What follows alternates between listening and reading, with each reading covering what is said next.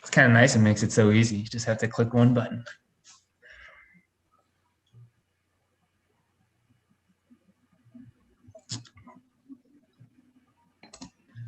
All right, we are live. I'm Greg. Stephen is below me, and I guess depending on where everyone is seeing us, and then Dennis has the couple wine glasses and the bottle in his frame. So we're Eldon Selections. We're doing a virtual tasting today between the same vineyard, two different producers. Le Gravier is the vineyard. It's Premier Cru in Santenay. It's going to be really cool to kind of go through the wine and just figure out how the difference. Really what the producer makes, since the terroir is the exact same. Just a few things before we get started is we do have other live tastings coming up, especially if you want to drink along with us. We usually require you to buy the wine 2 weeks before just to make sure that you get the wine in time. So the next one is going to be actually May 2nd, but the one after that is June 13th, and then we'll have one again July 11th. So that's what we have coming up. And feel free to subscribe to our YouTube channel. We always have new content. Go to our Instagram, sign up for our email list if you want to get insider tips and everything for Burgundy wines.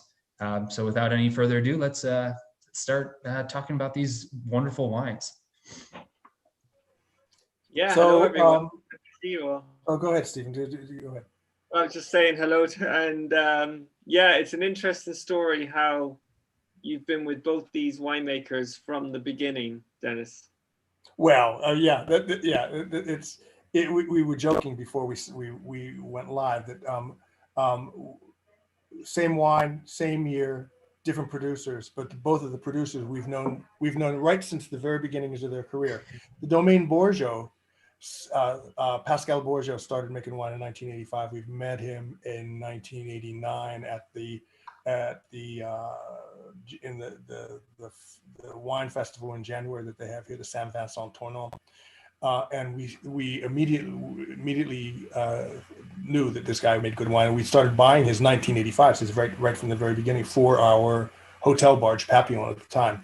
So we've been involved with Domaine Bourgeot since their inception.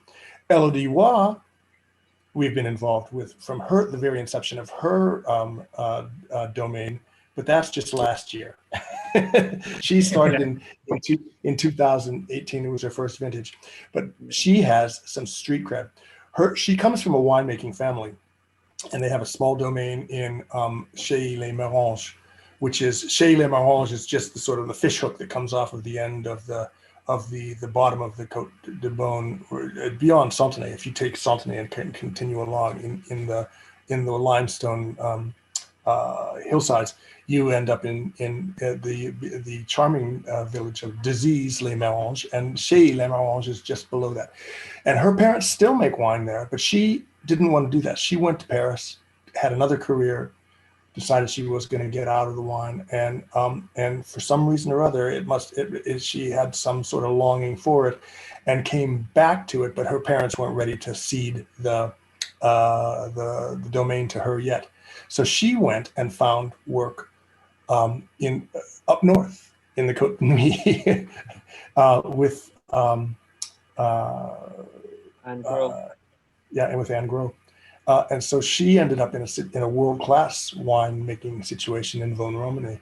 She met all sorts of players. She met all kinds of people who were in the wine world, the marketing world, the sales world. But she also was involved in the wine production in a situation that you could only ever dream of if you were trying to sharpen your skills. So when she finally was able to come back to the family domain, she had cut her teeth in the very best vineyards of the Côte de Nuit, and so we've been involved with her since the very first year, 2018, this very wine. So it's really interesting to see the two of them together, because it's, as we've said earlier, it's Santenay, it's Premier Cru, it's Gravier, and when they go out and work in the vineyards together, when they go out and work, they're part of the vineyards together. They're just a few rows apart, so they know each other. They chat across the vines, and so I mean, it can't be any closer than that. This is one of the things about Burgundy that we think is the most fascinating and passionate, is that you can have the same vineyard, the same vintage, and individual producers can have a dozen rows, and you can compare what the effect of the winemaker's hand is in the production, and that's what we're here to do tonight. Yeah. Yeah, it is really cool to be able to, like, I've never done a tasting like this where you have two different producers from the same vineyard. So it's going to be really cool to see how big of a difference the winemaker can actually make, especially since they are so close. And even, like little microcosms inside of each particular vineyard. Like if you have two rows that are higher up on the hill, maybe your wines taste a little bit different too. Yeah, I mean, one of the things I think that's great about the site, our site, burgundywine.com, is that you can now do a variation of these tastings all the time. Like we've often done the same producer, the same vintage, different terroir, to just show the difference in terroir because everything else is the same. And we've also done the same producer, the same terroir, different vintage, where you taste the weather. And this is the first time that we've managed to do the same vintage, the same terroir, different producer. And you can get all them variations on the website, which is really cool. And that's what we do. For me, if you have friends over for dinner or you're just having a couple of bottles of wine to drink, it's great if you can mix up the wines where they're connected but slightly different, because this is what we do at Domaine de Chrome all the time, and it's the sort of thing that, I mean, why open two bottles of the same thing in an evening when you can open two bottles of something that you can compare and have and have a reason to compare? I mean, whether it's a different vintage, whether it's a different producer, whether it's a different vineyard. I mean, this is what Burgundy is all about. I mean, it comes down to that sort of finesse. And this is the way that you sharpen your palate. You've got to pull a lot of corks over the course of your career, but this is how you do it. Yeah. I mean, one tasting that really changed my life that Stephen told me to do was the Jean Ferry Côte de Nuit 17 and 18. Oh my God, those the difference between those 2 years is crazy. Like there's just so much more voluptuousness and like heavier body, more fruit notes, but still like good secondary and tertiary notes coming off of it. And like, but yeah, the difference between those 2 years, I was just like, wow, okay. So it makes a big difference. and hang on there. You didn't say which one you thought was the more voluptuous and that sort of stuff. And that's another thing about Burgundy too, is that over the course of time, sometimes the ones that start out as the most voluptuous and the most, the ones that the press pick up on and say, this is the vintage of the century again. Sometimes those ones that are what some people will call restaurant wines turn out to be the ones that in the long run end up being the classy wines, as opposed to the sort of in your face kind of wines. That's Burgundy too. Yeah. I mean, the important thing with the tastings that we recommend people to do and that we are doing ourselves and enjoying is the connection has to be there.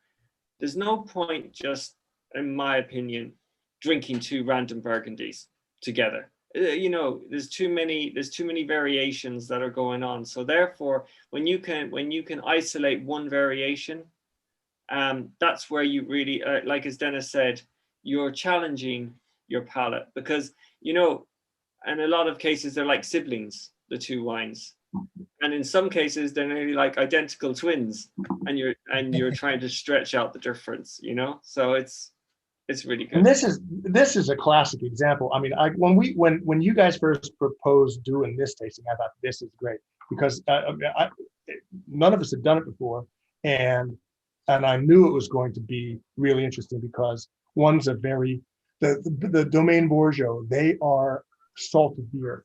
They love the land. They love the old stone architecture, that sort of stuff.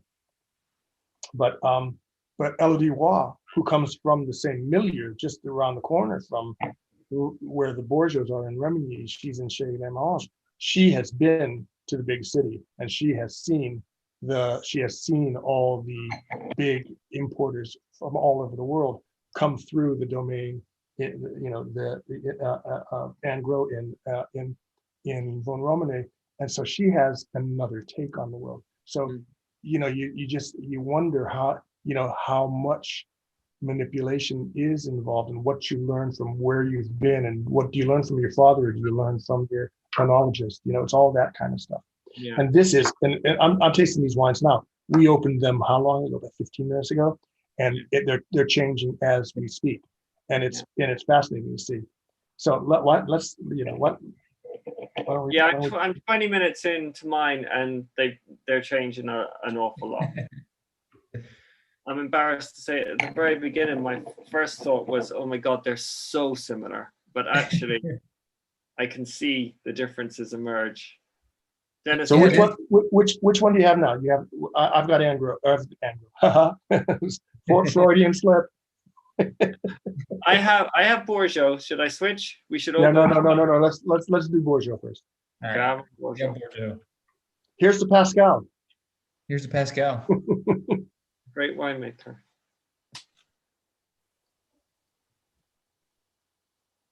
Yeah, so for me, right off the bat, I kind of get more of that like reductive style. It kind of has like a little bit more mushroomy, earthy kind of notes to it. Yeah, the fruit comes through on a kind of an understated way for me, like a broad range of. I get red fruits. Yeah. And then afterwards, I get this note that you're talking about. Yeah, a little bit of the earthiness. Yeah, that just more stands out. But yeah, the fruits are definitely the front of the side of the fruit is interesting. The way the fruit is integrated into the wine. Yeah, it kind of smells like just like everything just comes to you at once almost. It's like really well mixed together. Well, that's and I think that's an important point. It's that you can taste the winemaking. Someone here is trying to make a wine that is from a great vintage, but at the same time accessible early on. It's still very young, but it's got all the elements that you would be looking for right from the very beginning. You've got the fruit. You've got the tannic structure. You've got the minerality. You've got everything in. It's almost like it's a jumble. There's nothing. I wouldn't call it actually precise, but it is. But it's complete. Yeah. You know what I mean? It's got all of the elements. It's got all of the elements without any of them being really sort of chiseled out. Right. Yeah. It's very well blended. Yeah. I get real elegance. The vines are 50 years old, so they're delivering on every front. They're probably still giving Pascal a reasonable yield, and they're giving us some of their great quality. So even now, very very young. This wine, you could open this, with food, and it would be ready and presentable. And what's going to happen eventually is that it'll round out, and all of those structural things, the oak, the tannins,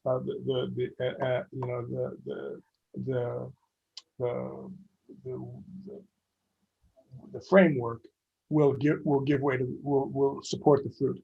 The fruit's a little bit understated right now. So the fruit, you think the fruit's going to present a little bit better in a couple of years? Oh yeah, God. I mean, that's what 2018 is all about, I think. Okay. You can feel it. You can feel the fruit. Yeah. Because it's interesting, because like normally I think like when I think of older wines is like the fruit kind of diverts a little bit, like kind of loses its power in essence. And then I'm not talking about older wines. I'm talking about like next year. Okay. No, I mean soon. Yeah. Soon. This is a wine. I mean, we opened this up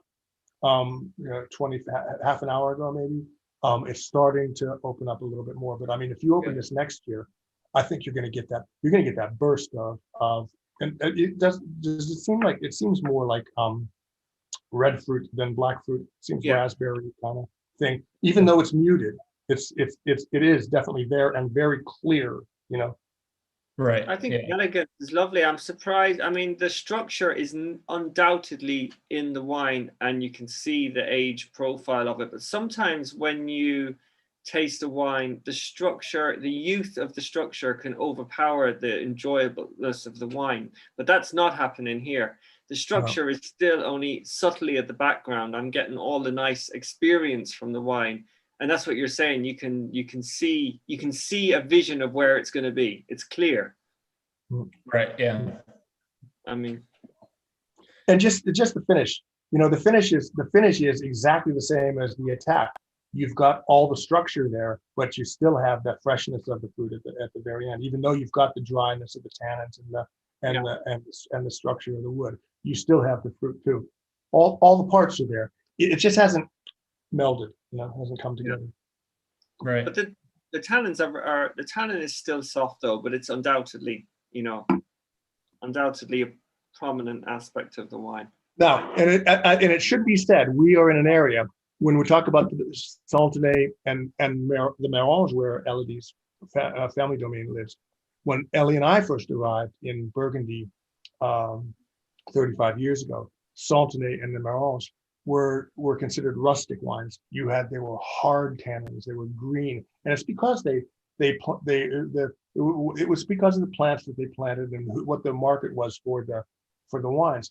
And little by little over the course of time, that the young producers, and this is our generation, and maybe two generations from us coming down, have learned about how you master these tannins, what the importance of the oak that you use for aging, and the importance of plants and the tannic structure of the plant that goes into the wine has changed dramatically. Santenay and the wines from the Mérange have all of a sudden become the chouchou of Burgundy because they're reasonably priced, and there's a new generation making wines that are really sort of vibrant and fruit driven, as opposed to like their fathers and grandfathers said, these are wines that you make this and just wait 25 years, it'll be fine.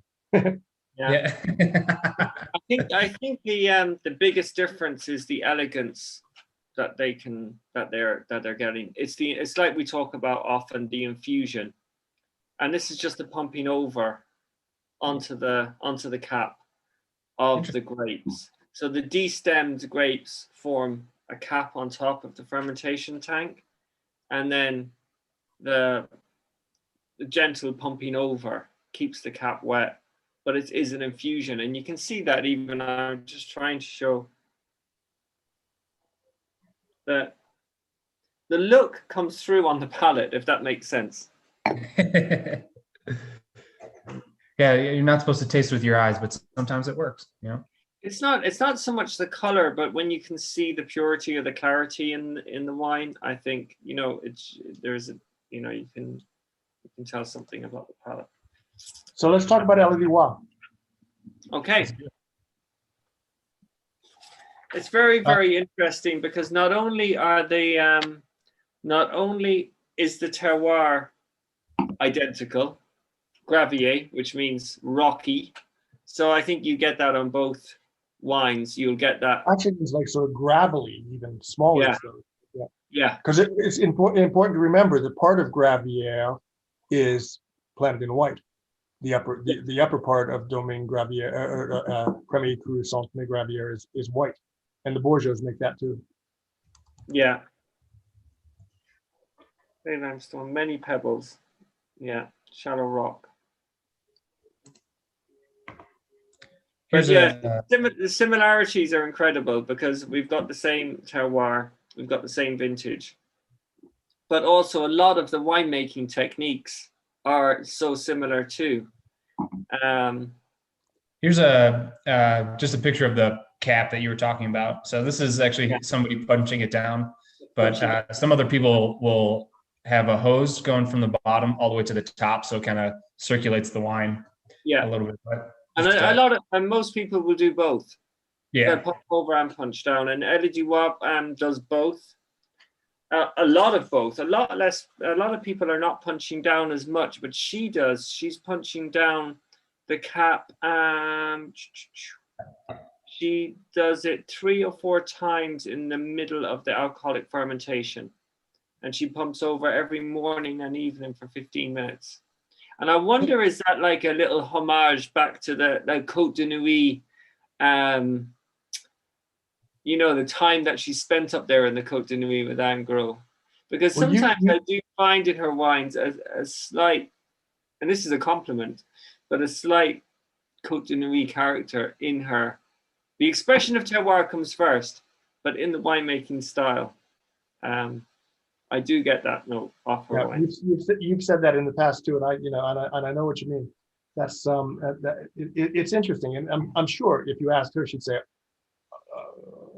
she wouldn't say it. She'd say she wasn't aware of it, but but your influences, you learn from who you learn from. Yeah. So what would punching down the cap and doing it, and doing all that stuff more do with the wine? Get more extraction, more extraction of the skins. Okay. More tannic structure. These days, a lot of people are they just want to keep it wet so it doesn't develop any mold. So they talk about it rather than maceration, as they talked about before, because there was a time in generations gone by where the color and the alcohol content of a wine was more important than what the quality of the wine was, because people bought wine because it was alcoholic and strong. But Pinot Noir and Chardonnay both are extremely delicate grapes, and we live in a region where they grow well. And so, I mean, if you want big, punchy alcoholic wines, all you have to do is go a couple hundred miles south of here, and they produce some of the best in the world. But if you're looking for delicate wines, here now all of a sudden they're pushing the envelope even. I mean, they've developed new types of wine presses so that you have the least amount of pressure, the most control over the pressure that you get. They don't macerate anymore. And as Stephen says, they actually call it like an infusion now, like a tisane, and like a tea, like brewing a tea, as opposed to trying to extract the color. I can remember one of my first mentors, Roger Capitan, said, if you're looking for color in Pinot Noir, you're asking the wrong question. Some vintages you get it, and some vintages you don't. But I mean, it's not something that you try to get. Yeah. I mean, it's really interesting because Elodie punches down 3 or 4 times during the alcoholic fermentation. It's not a lot, but it's a definite decision to do this, to extract more. So then you wonder, okay, well, what is she not afraid of? Maybe having a little bit more aggression or in the wine, the resulting wine. But when she presses, she separates the cuvées between the first press and then the second press. Because if you think of it, let's put it simply for people that are just learning about wine. Let's say you are making a cup of tea, and you have a tea bag. Okay, and one person's just going to let the tea bag just sit in the tea. There'll be a light infusion. They stir the tea bag, there's a little bit more. Then other people press the tea bag against the cup, or press the coffee down, or press the chicken stock down to extract the flavor. But when you do that, sometimes you can get some bitter oils, or you can get some, aggressive flavors. But if you can separate the two juices, then you can control that. And so right. that's what she has done cleverly with this wine. So does she blend the cuvées together then? At her control. Right. Yeah. Okay. Yeah. So she has this. Yeah. She has this more like less extracted wine, and then she'll blend part of it back to get certain flavors to add back to the the wine. In many cases, and I'm not sure exactly. Stephen's bringing this up because he's obviously been in touch with Elodie about this, but it may not even be the first juice may not even be a pressing. It could just what they call the free run juice that comes out of the before the pressing, and then after the second one, when they actually press, that's when you get that the tannic contact with the skins and that kind of stuff. But sometimes that first free run juice is just, I mean, you'd swear it's rosé kind of thing. Yeah. Well, I actually I worked for a place that we made. That's how they made their rosé Pinot Noir. They just let it. They called it Saignée. What? Saignée. Yeah. Yeah. Does that mean bleeding or something? Yeah, bled. Bleeding. Yeah. That was it was great. Like it definitely. I mean, you could see the difference, but yeah, the color is so much lighter and everything like that. Capitaine used to make a rosé saignée. They don't do it anymore. Yeah. Well, but some producers do it in years where they have lots of fruit, and they don't need, they don't need, or they have a lot of tannin, and they don't need all that tannin, so they'll let some of the juice run off. It's like the champagne that we have, that Gamay Saignée. I mean, that's they only make that in the very best years because you have to have the right fruit and that kind of stuff. Yeah. I reckon that should be a future tasting. We should do the rosé. Oh man, it's so interesting. Rosé sparkling and rosé wine, and that'll be. And the Richoux, the other one is the Richoux rosé is always the same, and they only make it in the good years. Yeah. Anyway, that's another topic. So another LDY decision was 30% new oak. So matured in 100% oak barrels, but 30% new oak, coming from that cooperage in Merceau, Dennis. Damy, yeah, exactly. So, but taste that now. There, whereas the Bourgeois gives you that wash of fruit that's kind of like across the. This fruit is really linear. There's it's strawberry raspberry, but it's like a really fine line. It's much more chiseled, much more defined. For all the tech sheets and that kind of stuff, there's something different going on here in terms of the way they make this. Yeah, it is interesting. Like even with the oak and everything, you don't really taste much vanilla or anything. Like and for 30%, I thought I tasted a lot more. I think maybe it's the type of oak, but she's been very choosy about that. She only works with that cooperage, no one else. So she's. I can't help but think that this is someone who's looking at the component parts coming together later, and Bourgeois has the component parts, but wants to get them together as soon as possible. Yeah. Interesting. And what that is in terms of the winemaking process, I quite frankly I don't know. But there's more precision in the fruit here, but is that necessarily going to translate into something as voluptuous as the Bourgeois is pointing in the direction? I mean, are we going to end up with a more sort of fine wine, delicate wine, lacy kind of wine with the Elodie and a much sort of bolder expression of the 2018 with Bourgeois? That's where I think it's going right now. Yeah. I would be confident in Elodie wine. I think it tastes beautiful now, but I believe that the components will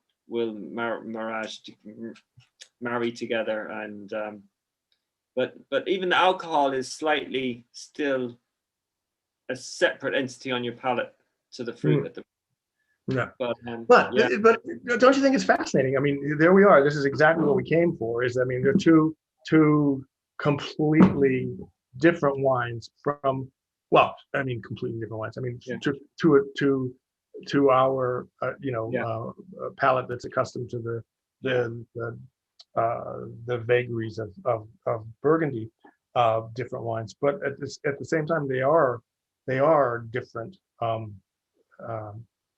I would say on my palate, I probably have them 80% similar. You know, Really? I really think that, you know, they're both winemakers are expressing the terroir. The terroir is Le Gravier, you know, and after that, maybe, you know, after that, the differences are shining. But it's just very interesting. I mean, and I think that, I mean, fundamentally that is correct. I mean, the differences are just those little bits on the attack and on the finish that have to do with you know, extraction and that kind of stuff. I think I think we've addressed the different issues and not issues, but I mean different methods and that kind of stuff. And I think that we're seeing the results of them. It's funny that you would say 80. I mean, that 80% of fundamental to me, I guess that's just because I'm accustomed to living in Burgundy, and it doesn't surprise me that these wines have similarities. What surprises me is that they're so different. Yeah. It's just another way of looking at it. Right. Yeah. Yeah. And Stephen, you're probably right. Is like they are mostly the same, but at the end, like you focus on the differences. So those are kind of things that you're thinking about. So for me, when you said 80%, I'm like, oh, that's interesting.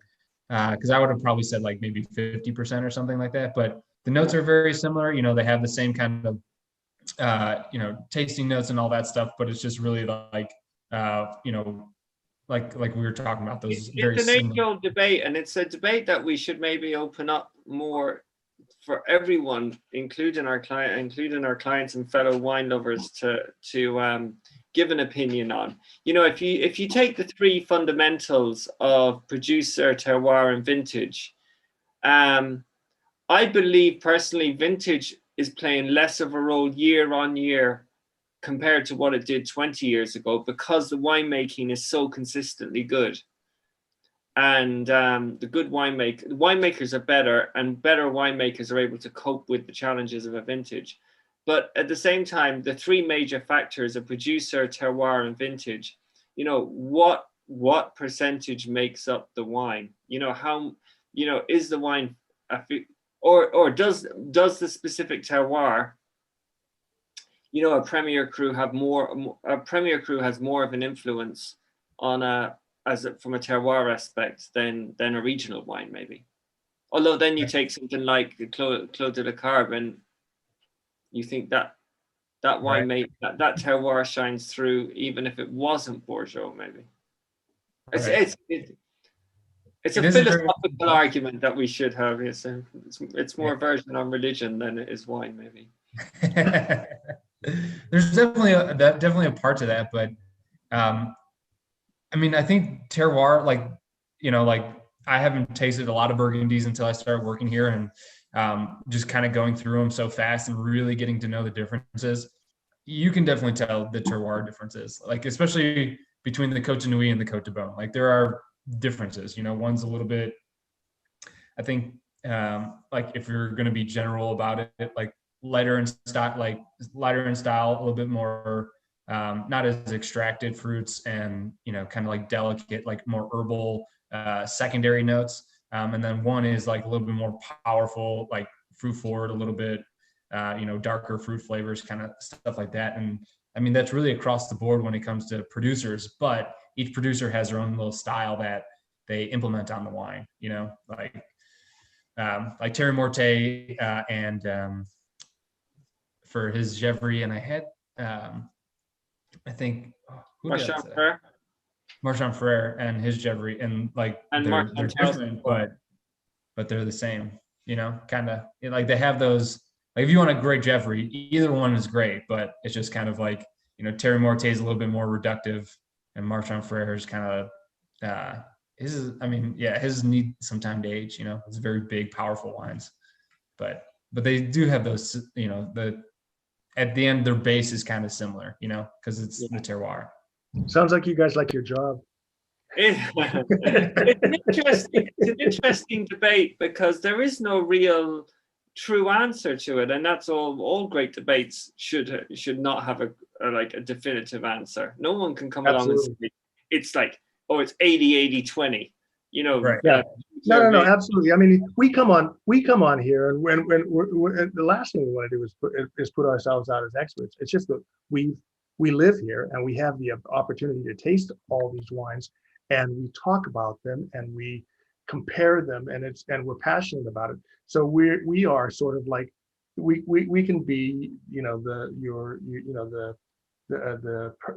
person on the ground to give you descriptions of wines that you know you're never going to find otherwise. You know, it's like this is something that's developed out of years of passion, and we've been, you know, we have a loyal following, and it's what we do. We try and give people advice and introduce them to these small producers, because there are lots and lots of producers, but the number of them that are really, really good are few and far between, especially the ones that I haven't been discovered and living off their laurels. Anyway, that's what we do here at burgundywine.com. and we haven't finished these bottles, but we will. I would just like to encourage people to go on to the site and look for these tastings that we do and try them yourself and let us know your thoughts. Because, you know, find these 2 wines on the site, do this tasting. All the other tastings that we've done are on YouTube. Look for the wines, taste them, let us know what you think, because that broadens out the conversation, and also, as you said at the very beginning, Dennis, stretches your palate and stretches your, you know, your description and deepens your understanding of Burgundy. And if you like what we're doing, subscribe to the YouTube thing, because we do a lot of this, and you can follow along, and you can always get in touch with us. I mean, we anytime anybody wants to talk Burgundy, you can get in touch with me directly on my personal email. You just have to dig a little bit on the site and that kind of thing, and that's what we do. The 3 of us are here right now, full time, trying to make Burgundy, to bring you some of these small producers, and, you know, bring them into your cellar. Yeah, and the people that I've introduced to these wines, they're just, you know, they love them. It is. I mean, everyone has their own particular palate, but if you can, you know, if you get the chance to taste a bunch of wines together and really just like, you're not looking for, is it what I like or is it what I don't like? You know, you're just kind of looking for the nuances and trying to figure out, you know, if it's a good quality and all that stuff. It's really fun to taste them, and, you know, everything goes differently with different things, you know. So you may want Côte de Beaune wine with a, you know, a salmon dish, and then you may like Côte de Nuit with steak, you know. So it's not about finding that one particular region that you fall in love with. It's just falling in love with Burgundy in general and finding all those hidden gems inside of it. I got to tell you, I have my wines for tonight, and we have a rib roast in the oven, slow roasted, Stevens style, with as simple as possible, because you want something that shows off the wines. So we'll work up a recipe and a wine tasting for that at some point too. Very good. I have bangers and mash, which for the uninitiated means sausages and mashed potato. Well, better than last night, huh? Deacon mustard. Yeah, don't tell anybody what you had last night. Oh man, you're gonna leave me on a cliffhanger. Starts with K, middle letter is F, and the final one is C. Yeah, but it's because it was the only thing you could get in the middle of the night on the road back from England. So I mean, we're still living with COVID over here, and we're dealing with it, and hopefully that's all going to end soon. So our Domaine de Grome is open for business soon, and we would love to have you come over here and see us, because this is what we do for fun over here. We don't even film you. Yeah. Yeah, absolutely. Yeah, go to Domaine de Grome, especially if you want to do any of these tastings like this. They will take you through different vineyards, Grand Cru vineyards, Premier Cru vineyards, all the producers that we have on our site, it's really cool if you get the chance to go out to Burgundy. We Oh, also yeah. If ever you come, just, I mean, we can come, you come over and we'll introduce you to some of these producers that you hear about when we do these tastings. yeah. Anyway, it's www.burgundy.com. And we do this on a regular basis, so come and follow. Yeah. Cheers, everybody. Thank you for watching, and hope to see you soon. Oh,